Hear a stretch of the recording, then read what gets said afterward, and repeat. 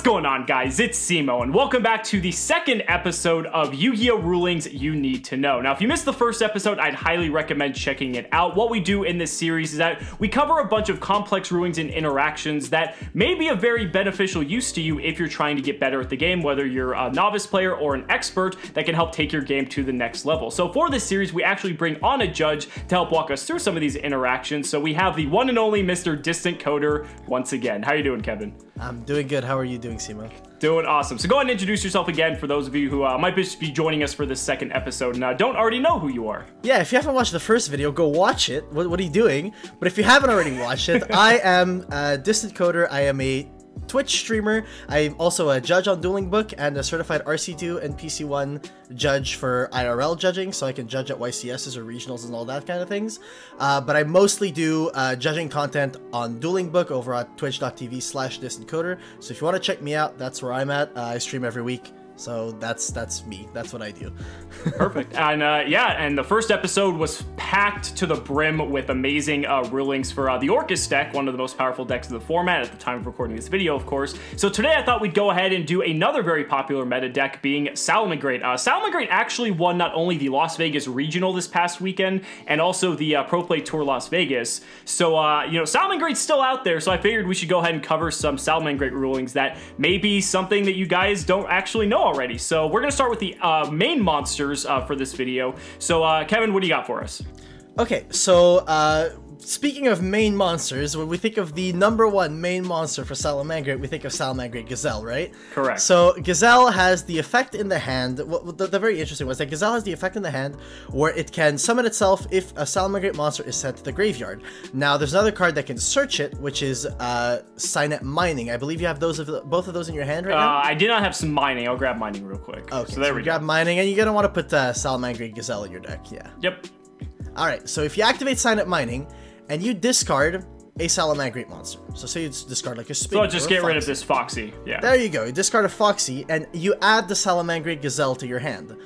At that point, even though you did not have Salamangreat Gazelle in your hand, when your Foxy was sent to the graveyard, you can still trigger the effect of your Salamangreat Gazelle in your hand to special summon it. The reason why this works is that Konami rules that for cards effects in the hand, for trigger effects in the hand, the card does not have to be in the hand at the moment the trigger was met in order to activate. It just has to be in the hand at the resolution of the chain where the trigger was met. It's kind of the same thing with like Astrograph Sorcerer and Electromite, where Electromite would pop Astrograph in the scale and add that Astrograph, and then the Astrograph would trigger in the hand, even though it wasn't in the hand at the moment of your card being destroyed. And the reason why they do this is to circumvent whether or not, like, say Gazelle was at 3, and say you already had a Gazelle in hand, but you added a Gazelle with Mining anyway, and then you triggered a Gazelle. It's to avoid the whole controversy of, oh, did you already have one in hand? Did you not already have one in hand? So to completely avoid this, they just made it so that trigger effects in the hand don't need to already be in the hand when the trigger is met for it to see the trigger to be able to activate. It just has to be in hand on resolution of the chain where the trigger was met. Okay, so there's another interesting interaction with Gazelle as well, and it applies to special summoning monsters that can both be special summoned from the hand, but you can't actually do that, and Kevin's going to go ahead and elaborate on that. Yeah, so when it comes to monsters that have a trigger effect in the hand that special summons itself, you cannot have multiple cards, multiple effects in the same chain that are a trigger effect to special summon themselves from the hand. So when you have cards like Salamangreat Fowl, Salamangreat Gazelle, and your Sea Archiver, they all have the same sort of effect where they trigger to summon themselves from the hand. So say for example here, you had Archiver in hand as well as your Salamangreat Gazelle. I don't know if you grabbed all of those. Well, I have the Mining, so we'll just say like, oh, we'll pitch the Mining, we'll get the Gazelle, and that would go ahead. Alright, go ahead. Go grab your Gazelle. Yeah. So at this point, if you were to like link off your Salamangreat Foxy here, and you would summon a Baylink to the zone that Sunlight Wolf points to, at this point, Archiver and the Gazelle both meet their trigger at the same time. But you cannot put them both on the same chain. The reason why is because Konami has a rule that says you cannot have two monsters that have a trigger effect in the hand to special summon themselves on the same chain. So you'd have to pick either Archiver or Gazelle to trigger at this point. But it's also very interesting because if you were to put your Archiver in the graveyard here for me, okay, Archiver also has the effect that it can do the same thing but from the graveyard. Interestingly enough, you still cannot put Archiver and Gazelle in the same chain. Really? In this, like, In this instance, you would not be able to put them on the same chain, specifically because Sea Archiver contains the effect to summon from hand or graveyard. Because it has that hand stipulation on there, you cannot add that onto the same chain where you activated Gazelle in the hand. If Archiver only special summoned from the graveyard, there would be no problem. You'd be able to put Archiver and Gazelle on the same chain. But because Archiver can summon from grave or hand, you cannot put them on the same chain, which is very interesting. Yeah, that's so bizarre because it's like, and that actually matters a lot too, because Sea Archiver is essentially like the honorary, like, water attributed Salamangreat monster, right? And so in all the instances where you could do all the crazy plays that Archiver enables, the fact that you can't do it in that particular instance just is bizarre, but it's also good to know if you're going against a Salamangreat player so that they don't do something like that against you and make an illegal play. Yeah, you don't want to get cheated. You really don't. If you want to go ahead and, like, just... If I have Skill Drain face up on the field, I think you already have Foxy in the grave. I do have Foxy in the grave, yeah. So we'll put some of these back. You have Foxy, excellent. All right, so this is also another really interesting one. Say you're being floodgated by your opponent. So, like, say he has a Skill Drain or something like a like one of those floodgates that's like really annoying. You know what I mean? If you want to specifically, Skill Drain is the one that I really wanted to talk about because it's the one that stops all effects on the field. Correct. And we know that Foxy has an effect in the graveyard where you can pitch a Salamangreat card from your hand to the graveyard to summon it and then pop a face-up spell trap on the field. Now, if you were to activate the effect of Foxy here, for example, and you would discard whatever Salamangreat card you have in your hand to summon, and you wanted to pop my Skill Drain. This would work, and Foxy would successfully pop the Skill Drain, and the reason why is because Salamangreat Foxy's effect is all one effect that resolves entirely in the graveyard. So when you have an effect like Foxy, so it specifically says if this card is in your graveyard and a face-up spell trap is on the field, you discard a Salamangreat card, special summon this card, then you can destroy one face-up spell trap card on the field.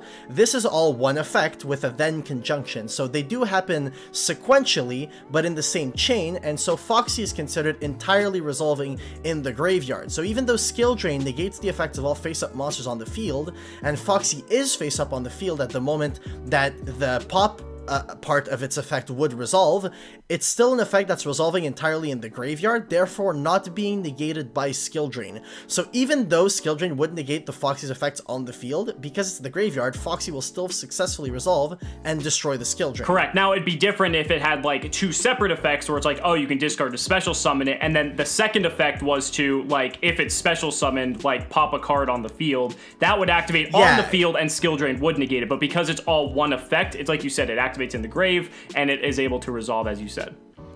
Yeah, exactly. If it was like Salamangreat Gazelle, where it has an effect to summon, and then an effect to do something else once it's summoned, then it would be negated by Skill Drain, but because it's all one effect in the grave, it will resolve and destroy the Skill Drain, which is a really neat interaction. Yes.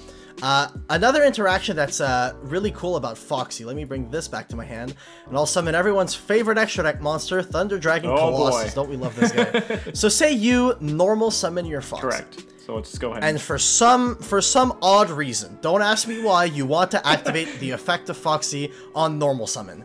This activation is completely legal. You are allowed to activate Foxy's effect under Thunder Dragon Colossus. Now, the reason why is because Foxy's effect is not a mandatory add if you do excavate a Salamangreat card. So you can activate the effect of Foxy, excavate 3 cards, even if you excavate a Salamangreat card, because you don't have to add, it's legal, and if you do excavate a Salamangreat card, you cannot legally add it to your hand because Colossus prevents you from that, but you are allowed to activate the effect of Salamangreat Foxy, a little bit similarly to Airspace Area Zero. Area Zero can do the same kind of thing, so that's an interesting little interaction, and the fact that you're allowed to activate it even though you wouldn't be able to resolve it, even if you send like Salamangreat cards, because you wouldn't be allowed to add them, you would just shuffle all 3 back and then just keep going. Let's talk about Jack Jaguar now. That's one that's interesting with a very meta-relevant card Jaguar's with DD Crow. Yeah. Okay, say you put your Salamangreat Sunlight Wolf in your extra monster zone, and you put a Baelings in the graveyard. Say you want to shuffle that Baelings back to summon it. So Jaguar's effect, when it activates, it targets a monster in your graveyard to shuffle it back, and then summons the Jaguar to the zone. Sunlight Wolf points do. So in this situation, say you use Jaguar targeting your Salamangreat Baelings, and I use DD Crow. The interesting thing here is that if DD Crow would target the Salamangreat Baelings, I'd banish it, and the Jaguar needs to be able to successfully shuffle the target back into the deck to be able to summon itself. So because the target is gone, your Jaguar would not successfully resolve. Now, an interesting other interaction that can happen is that if I, instead of targeting Balinks, decided to target the Jaguar and banished it, the Jaguar would still resolve as much as possible. It will resolve its A portion of its End If You Do effect, shuffling your Balinks back into the extra deck, but not summoning itself, which is a very, very interesting point. And when you have a card like DD Crow, if you're playing against Salamangreat, you would most likely want to target the one that they're shuffling back if you want to just leave the Jaguar in the grave and make them go -1 on their resource. Or if you just don't care of them putting the extra deck monster back, but you want to have the Jaguar essentially out of the game by banishing it, then you would target the Jaguar. So it gives you a little bit of a range of options that you can do with your DD Crow. It makes it a really versatile. Well, and this is interesting too because of the fact that sometimes some Salamangreat players actually only sit on a single Mirage Stallion in their extra deck. So if you don't want them to recur that, you could specifically go after the Mirage Stallion and prevent them from recurring that. Or it's like you said, just the flexibility and knowing what you have the option in hitting with DD Crow. But even as a Salamangreat player, it like also helps to know that you can still like get that resource back even if your Jaguar won't necessarily hit the field. That can just help you continue to Reincarnation Link summon or anything like that. And just having the ability to know like that flex point of what DD Crow can and cannot possibly do can just really help in furthering knowing what your plays are going to be from a broader standpoint. For another interesting one that I have for the main deck monsters is Salamangreat Falco. A lot of people play this one at 1, so it is really relevant. If you were to put your Salamangreat Falco in the graveyard for me. So Salamangreat Falco has 2 effects. The one to set a spell trap is not the one we're talking about here. We're talking about the effect to return a Salamangreat monster from your field to the hand, and if you do, special summon this card. Now, Salamangreat Falco is worded a little bit, well, it's not worded differently than Jaguar is. It's just Jaguar has to shuffle into the deck, whereas Salamangreat Falco has to bounce to the hand. And when it comes to bouncing to the hand, it has to be specifically bounced to the hand. So Salamangreat Falco can target, say for example, your Gazelle, return your Gazelle from the field to the hand, and then summon itself.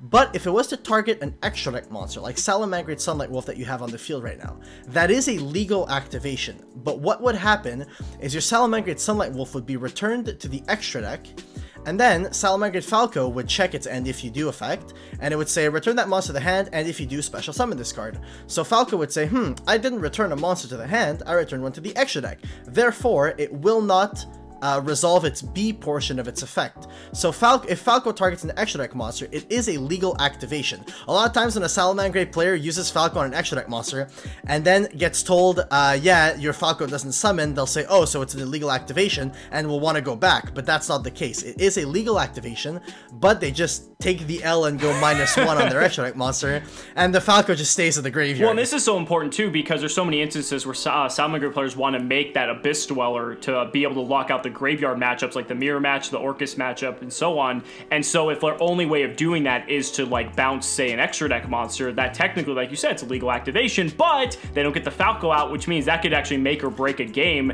if it really comes down to that Abyss Dweller managing to hit the field. So very important to keep in mind for that. Okay, so we also don't want to forget the Salamangreat spells and traps. So we're going to go ahead and start off with Salamangreat Roar specifically. So what I'm going to do is I'm going to go ahead and reincarnate this Sunlight Wolf here, and we're going to go ahead and trigger the effect of our Roar that is in the graveyard. So Kevin, what's going to happen next?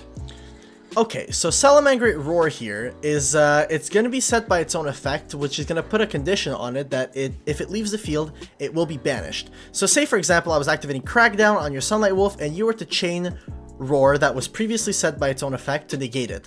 And I negate your Salamangreat Roar with Solemn Judgment. The interesting thing that happens here is that your Salamangreat Roar is not considered to be on the field because, well, it's not being considered leaving the field because when it activates, Solemn Judgment negates its activation, so it never considers touching the field. So what happens is that your Salamangreat Roar will not leave the field, therefore will not get banished. It will go straight to the graveyard because its activation got negated. Right, and being able to just recur it an additional time is just huge, especially because you typically only play one Roar in Salamangreat. Yeah, exactly. So if your Roar is set by its own effect and its activation gets gets negated, you don't lose it. It will go to the graveyard. It will not get banished, which is a very interesting one to have. Alternatively, the other Salamangreat spells and traps we want to talk about are going to be with this Crackdown. I'm going to be using this Crackdown again, and I need you to flip either your Will or your Rage, whichever one you want to. Let's go ahead and do Rage first, since we're on traps. Okay, so say you wanted to use Rage, and I had 2 cards. You want to pop both of them. So I have a Skill Drain up or something like that, and you want to pop both, and you target your Salamangreat Sunlight Wolf.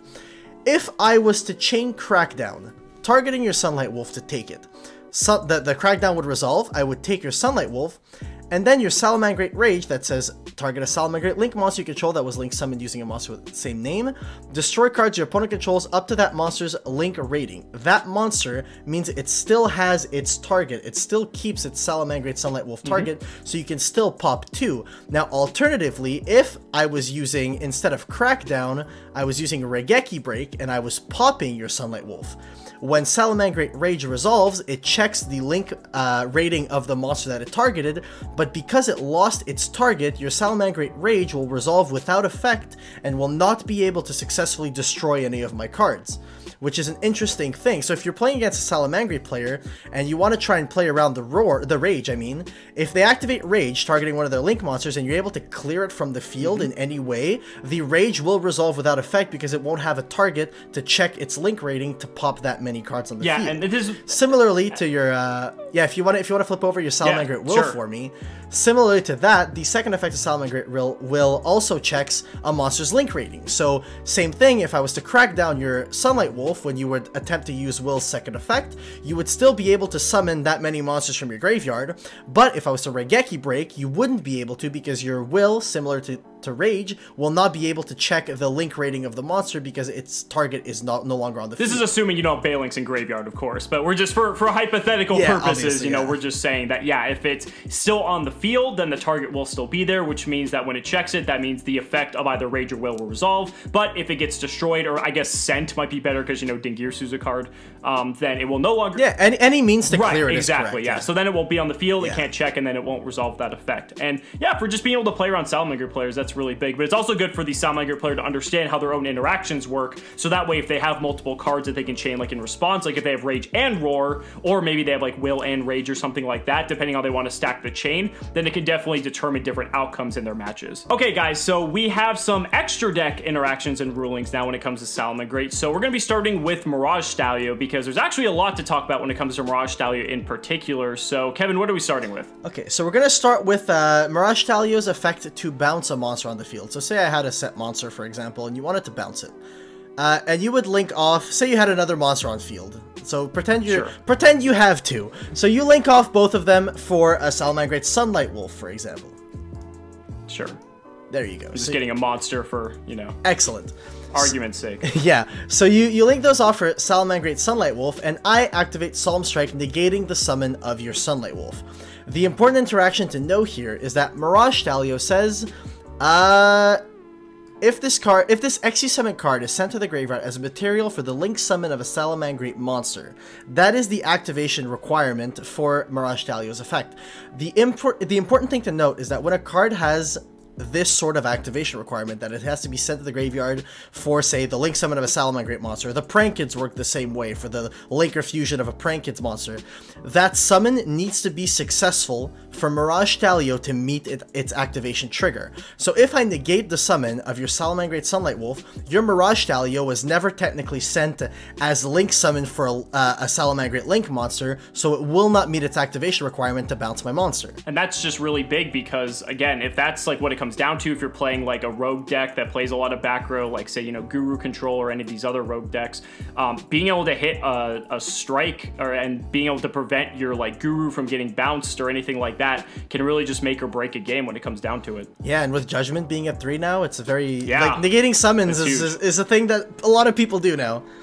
You don't see it at, like, you know, like top tiers of competitive play because the meta decks don't really play that, but like for all the rogue decks that can play 3 Solemn Judgment, have at it. Yeah, dude, Altergeist players going nuts. So yeah, if you want to put that Stallion back on the field, maybe put a material on it or whatever. Say it was, just get one under there. Yeah, so say it was Exi summoned, because we know it has to be Exi summoned to activate its effect when it gets linked off. So say I Farfa it. It gets temporarily banished. Temporary banishment is very interesting in the sense that the card will still remember a lot of the things about like how it was summoned and things like that. So say your Salamangreat Mirage Stallion comes back after having been Farfed.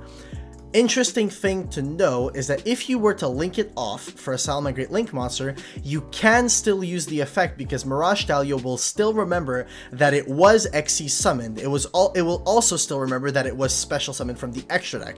So it will remember both parts of how it was summoned. So the fact that it's an XC summon and the fact that it came from the extra deck. So if like you're activating Shaddoll Fusion afterwards, then you would be able to send materials from deck, for example. But Mirage Stallion still sees its activation requirement that it was XE summoned, which is very important to note. And this differs significantly from like if it were in the graveyard and you were to resurrect it from the graveyard, because then it wasn't XE summoned because it was some special summon from the graveyard, so it doesn't remember that. Exactly. So temporary banishment works a little different, and this is why in this situation it's still considered an XE summoned monster. Sure. And then we had one other little thing, which is, it's small, but some people still forget it sometimes. It's small, but quite relevant. So say you were to activate your effective Mirage Stallion here. You want to summon one from deck, and I Ash Blossom. I'm negating the effect of your Mirage Stallion. A lot of people think that the restriction on activating non-fire monster effects for the rest of the turn still applies because they think that it's a condition, but it's not. It's a part of the effect. The way you know this is that the way it's worded, it says special summon a Salamangreat monster from your deck in defense position. Also, you cannot activate monster effects for the rest of the turn except fire monsters. Also is a conjunction that links these two parts of the text into one effect, and Ash Blossom negates that entire effect. So it will negate the first part and the second part of what is before and after the also conjunction. So that's the same thing as if it was an and if you do, if it was a then, that all means that it's one effect. So because Mirage Stallion says also, instead of just saying you cannot activate non-fires for the rest of this turn after you activate this effect or something like that, then it would have worked. But because Ash Blossom negates the full effect and it's all one effect, you can still activate non-fire monster effects for the rest of the turn. Right, so if there was like a period there, for instance, and that was like a separate clause, then you would still be locked into fire effects for the rest of the turn. But because it's all part of the one effect, then so it's negating the whole effect, like you said. And again, that really matters. Yeah, it really does come up. Like a lot of people think that this is just a condition. They're like, oh, my Ash is so free. He can't like he can't Borreload me this turn or things like that, you know? But it's very important to know that if you Ash this, then he still can, which is really good to know. Course. And there's some other extra deck monsters that we need to cover here as well, so let's go ahead and get set up for that. So I think the first one we're going to talk about is Balinx. Yeah, you go ahead and grab Balinx. I'm going to go ahead and grab everybody's favorite card, Inspector Border. Oh boy. And I'm also going to put a little bit of a Called by the Grave in my hand, so this is going to be an interesting one. So this is specifically...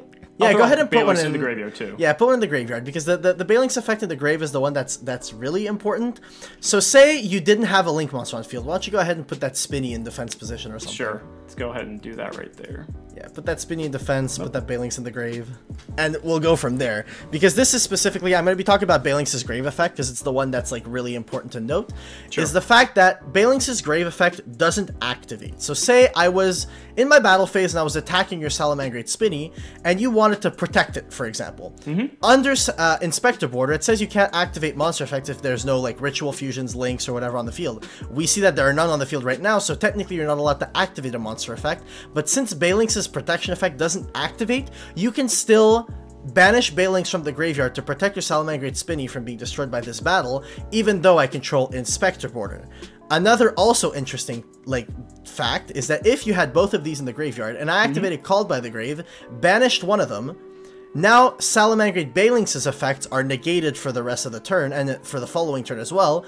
You would still be able to use Salamangreat Balinx's protection effect in the grave, specifically because that effect doesn't activate. It's just a replacement effect. So that is not something that gets negated by Called by the Grave. It's not something that you can negate per se. Even if you had something like Soul Drain, that's the one that prevents activation of effects in the graveyard. Because this doesn't activate, you can still do that. There's no problem with it. So you can't Psalm Strike it. It's kind of like Dingirsu's protection effect. We touched on that a little bit last video. It's a little bit of the same thing. It works kind of the same way. So for that reason, it'll still work under Called by and still work under Border. So it's pretty cool. And with Called by the Grave being one of the most prominent cards in the game, like, I mean, that's just really good insider knowledge to know, because making sure that your Salamangreat monsters get protected, that can be the make or break difference as to whether or not you're going to be able to take the game back on the crackback next turn. Yeah, Call by the Grave is a really, really, really good card right now. Yeah, of course. So then next one we want to talk about is Sunlight Wolf. So let's go ahead and get him back out here. Interestingly enough, I'm going to get a Farfa again. All right. So, say you had your Sunlight Wolf out on the field. Sure. And you had, like, let's say you reincarnation summon it, so you'd have another Sunlight Wolf in your graveyard. Okay. Say you were to summon your Jack Jaguar to the summon that your Sunlight Wolf points to.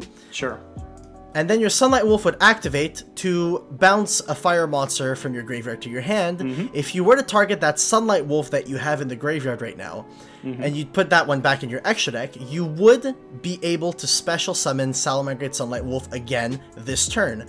Now, Sunlight Wolf has the effect that you can add a fire monster from your graveyard to your hand, but for the rest of this turn, you cannot normal summon / set or special summon monsters with the added monster's name.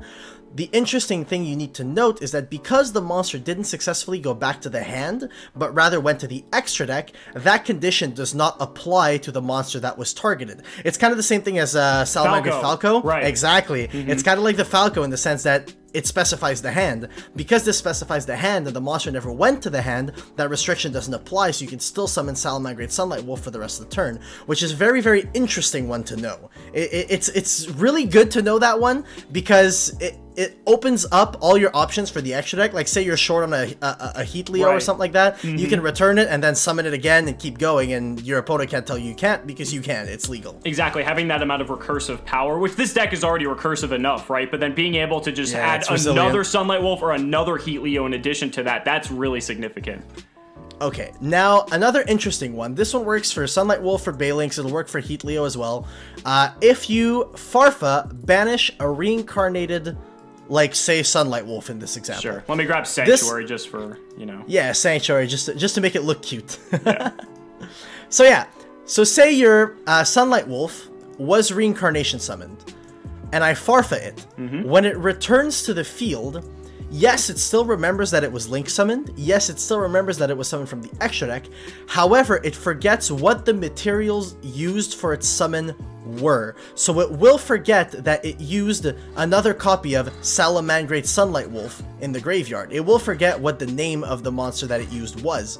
So it won't remember that it was reincarnation summoned, so you wouldn't be able to use its effect to say, add back a spell or trap, a Salamangreat spell trap from your graveyard. That's not something that you can do after it gets farfed. Right, and you know, if you are that Burning Abyss player looking to, like, just kind of put the nail in the coffin in one of your games, like, if you're going to stop them from getting that counter trap or getting that rage or getting that circle, or like that will, like whatever it could be, just having that knowledge can really just, again, just make or break scenarios. Like, these little tiny improvements are what's going to, like, help people just get better at this game, and having the knowledge to know. Yeah, it can also be pretty relevant with the new Sky Striker Link 2 that's coming out, which is essentially the same effect as Farfa. Right, the new Sky Striker Sieg. So that's also going to be something that's going to come up, because I don't think like Salamangreat is going to take a really big hit, so I think it's going to stay in the meta for a little while. Absolutely. Okay, and then the last Salamangreat Link monster we need to cover is, of course, Heatleo. So, I got a Heatleo on my field. Kevin, what do you got for us? Alright, so say you just summoned your Salamangreat Heatleo and used its effect to target my back row to shuffle it back into my deck. The interesting thing about Heatleo, first of all, it cannot target field spells because it specifically says it targets a card in your opponent's spell and trap zone. The field spell doesn't count. Interestingly enough, if I had a Pendulum monster in my Pendulum zone, you would be able to Heatleo the Pendulum monster, because even though it becomes a Pendulum zone, it is still also a spell and trap zone. Correct. So that's an interesting thing to note. But I think the more interesting part here is that, say you were to use its effect to shuffle back my Raigeki Break, and I chained my Raigeki Break, discarding, say, a 7-colored fish targeting your Heatleo to destroy. When your Heatleo would resolve, the Raigeki Break will not be returned to the deck, it will go to the graveyard. The reason why is that if it's a normal trap card, or say a quick play spell card or something like that, this doesn't apply to continuous trap cards, for example. So if it's a continuous trap card, it would go back to the deck, but because it's a card that when activated, as soon as it resolves, as soon as the chain resolves, it is marked to be sent to the graveyard, you cannot at that point bounce the card from the field to the hand or shuffle it back into the deck. So if there was an effect that bounces a back row to the hand and you chain it, same thing, it'll go to the graveyard. So when it comes to Heatleo and a normal trap card or a quick play spell card. If you chain it to Heatlio's effect, it will be sent to the graveyard rather than returned to the top of the deck, which is something really interesting to note if you're playing something like Phantom Knight's cards. If you activate like a Phantom Knight's Wing or something like that, and you want it in the graveyard to have like a revival effect or something like that, and you use the Heatlio and he want to shuffle it back so you can't have your revival effect, if you chain it, it'll go to the graveyard and then you can have that revival effect in the graveyard. So that's interesting if you want to put that card in the grave, or if you want to put more spells, if you're playing Sky Striker or something like that, you can chain and it won't shuffle the card back. But even that thing you mentioned though about it also still shuffling back the continuous trap, that's really big if you're playing up against any sort of deck that's playing Floodgates or any sort of card to just like stun you, because it is still going to resolve. And I think that's a really, again, just deciding factor for a lot of games. Yeah, very deciding factor when it comes to like Floodgates, or say you're playing against Draco, shuffling them back, not triggering the grave effects. It's really, really big. Absolutely. Another one that I find interesting, I'm just gonna start banishing a couple of cards off the top of my deck here. As you can see, I'm playing Aliens with a couple of 3-hump Lakutas. 3-hump Lakota, yeah. Yeah, there you go. So say I have only the most meta cards here for this series. Yeah. So say I had 8 cards banished. Why don't you go ahead and put a Balinx in your graveyard for this one? So your Salamangreat Heatlio was Reincarnation Summon. So it has access to its second effect, where it could target a face-up monster on the field and a monster in your graveyard, and then put their attack to the same value. Say you were to target my Grand Magi de Iza, which right now is boosted 8 times 400. I don't know what that is. I'm not good at math. There you go, it's on 3200, and you use the effect of Salamangreat Heatlio targeting your Balinx and targeting my Grand Magi to set it to 500 attack. Now afterwards, say I used a Pot of Desires, I start banishing a couple of cards off the top, banishing them face down. My Grand Magi right now is not gaining any attack. It will not continuously gain attack because you set it to a specific value. Now the way it works is that if you have an effect like Grand Magi de Iza, which is it's a continuous check to boost the to boost its attack depending on how many banished cards you have there. If you set it to a specific value, and I afterwards the condition because it's a continuous effect, right? So because it's a continuous effect, because it's continuously checking, since you set it to a specific value, it will remember what that continuous value is at, but it will stay at whatever it is that your Heatlio set it to. I don't think I explained that very well. To be honest, I think that was a little bit complicated, but essentially the way it works is that if you set it to a specific value, the continuous effect to boost or reduce its attack will no longer be applying. It will only remember what that set value is at. Which is, like, when it comes to attack modulation, these effects can be kind of complicated, especially the one that I'm going to talk to you about next. Like, Grand Magi is one that can come up, but one that I thought was specifically really interesting was one with Apollousa. Oh, here we go. this ruling, I'll be honest, it's a really, really complicated one. It's one of those that's like extremely big brain, and if you manage to pull this off at like a locals or something, no one will believe you that this is how it works, but this is actually how it works. So say I summoned an Apollousa and I used 4 materials to summon it, okay? So it's currently on 3200, and I use its effect all 4 times in the turn. All 4 times. Why don't you go ahead and put a Sunlight Wolf in your graveyard for me? Sure. So it's your turn. I negated 4 times with Apollousa. You use Salamangreat Heatlio, targeting your Sunlight Wolf and targeting my Apollousa, setting her attack to 1800. I don't know why you'd want to do that, but still. So now my Apollousa's attack is 1800. I could use its effect again, but say I don't. At the end of the turn, when Salamangreat Heatlio's effect stops applying on Apollousa, Apollousa will return to whatever it was her original attack was set to, and because her original attack becomes the number of link monsters link materials used times 800, her attack will go back to 3200 at the end of the turn. Yeah, it'll go back to 3200. That's insane. But even more interesting than that, say the same thing happened where I used Apollousa's effect 4 times, and you set her to 1800, and I decided, why not, I'll use the effect once again. So I negated a 5th time. At the end of the turn, when Heatlio's effect stops applying, Apollousa will go back to 2400 attack, because it reused its effect after being reset to a specific value. Now, when you have an effect like Appaloosa, it's really, I know it's really weird, and this honestly most likely will not come up for most people, but it is something that is really, really interesting to talk about. Like, these attack modulation questions, especially, like, a lot of attack modulation questions are really, really complicated, and Heatleo is the source for a lot of them, because it's probably one of the most common attack modulation cards in the game right now. But yeah, so when it comes to an effect like Appaloosa, when it's set to a specific value, it will remember what its original attack was at and what the specific value it was set to at, and after that specific value that it's set to stops applying, it will automatically return to whatever it was her original attack was. So her original attack being 3200, after Heatleo, after the Heatleo stops applying, it'll go back to the 3200 rather than stay on 0, which is very, very interesting. Yeah, but see, you say it won't come up, like, often. This could very well come up for anyone who's playing Salamangreat, because it's not like Appaloosa's like this, you know, black unicorn that no one ever sees. Like, this card and also is very commonly played in extra decks, and for anyone who needs to know this interaction, this could be monumental in game-deciding situations. Another interesting thing you could do is, like, say you're playing Appaloosa in Salamangreat. I know a couple of people do. Yeah. You would be able to say you used Appaloosa multiple times in the turn, and you want to, like, reset her counters, and you want to reset for her to be able to use the effects again, and you have a Heatleo on your field. You can just use your Heatleo on your own Appaloosa, and then at the end of turn, it's reset back to whatever materials you used to summon it. So you can turn it back on. Yeah, you could literally turn your Appaloosa back on. That's awesome. I really like that one. That might be my favorite one of the video. Yeah, that was a really, this ruling, man, I love this ruling. Yeah. It's a really interesting Children's card games, ladies and gentlemen. Children's card game. Yeah, game for lawyers. So guys, that's gonna go ahead and wrap up this version of Yu-Gi-Oh! Rulings You Need to Know, featuring Salamangreat edition, I suppose. Kevin, DistantCoder, thank you so much as always. His links will be down in the description if you want to check out his live stream. He'll be starting YouTube soon, so if you're watching this in the future, he might already have 1 million subs. Who knows? But a million subs? Yeah. Wow, dude. Hey, you never know. With rulings like this, who knows where you could go?